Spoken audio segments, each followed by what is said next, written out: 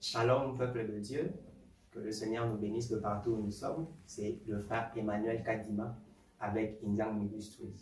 Alors nous allons partager une petite pensée que nous avons tirée dans le livre de 1 Samuel, le chapitre 18, du verset 1er au verset 3. Je vais lire.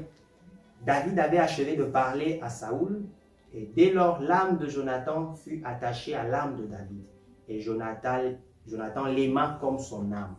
Ce même jour, Saoul retint David et ne le laissa pas retourner dans la maison de son père. Jonathan fit alliance avec David parce qu'il l'aimait comme son âme. Alors nous sommes dans 1 Samuel, le chapitre 18. Alors nous n'aurons pas le temps de lire, mais si vous relisez le chapitre 17, c'est l'histoire de David et de Goliath. Vous allez voir comment David a remporté la victoire sur Goliath. Et cette victoire a profité à tout Israël. Et naturellement, les gens ont commencé à aimer David. On a même composé un cantique en son honneur. Les femmes ont commencé à chanter comment David avait tué ses 10 000 et Saoul en avait tué seulement 1000.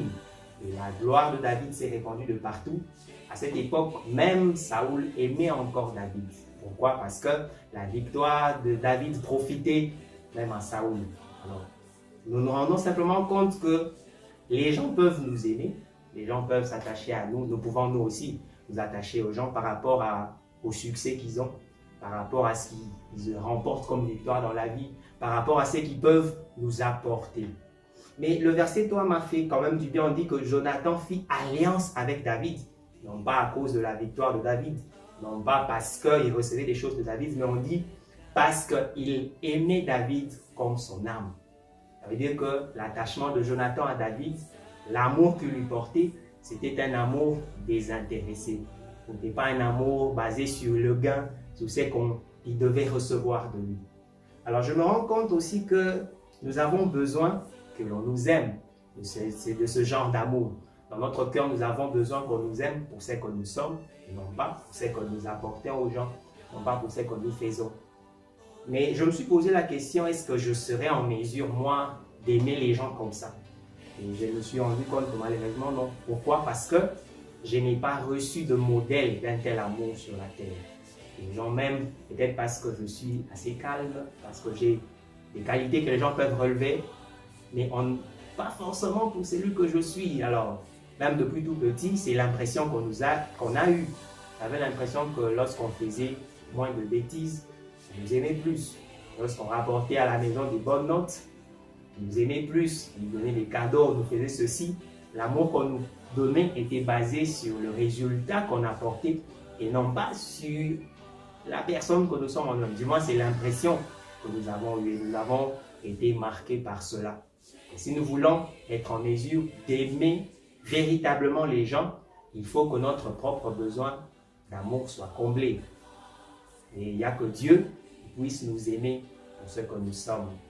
Pas forcément à cause de ce que nous faisons, pas forcément à cause des résultats, des choses que nous fournissons, des efforts que nous faisons pour plaire à Dieu, des choses que nous apportons à Dieu pour lui dire, voilà, j'ai bien fait mes devoirs, alors donne-moi de l'amour en retour.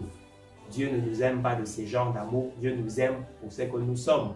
Alors lorsque vous lisez Romains le chapitre 5, le verset 8, la Bible dit, Dieu prouve son amour envers nous, on sait que lorsque nous étions encore pécheurs, Christ est mort pour nous. L'amour de Dieu ne se base pas sur notre mérite, sur ce que nous sommes, mais l'amour de Dieu se base sur son propre cœur. Il nous aime parce qu'il a envie de nous aimer.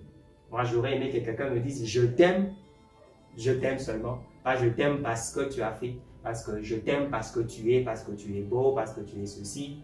Enfin, c'est naturel parce que nous sommes humains dans notre faiblesse.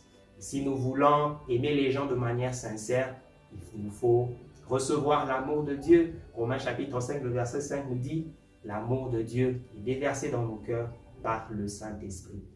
Approchons-nous de Dieu, recevons l'amour de Dieu et notre propre besoin d'amour sera comblé et nous allons aimer les gens véritablement. Nous n'allons rien attendre en retour des autres, mais nous allons les aimer simplement de l'amour de Dieu, de cet amour qui est divin.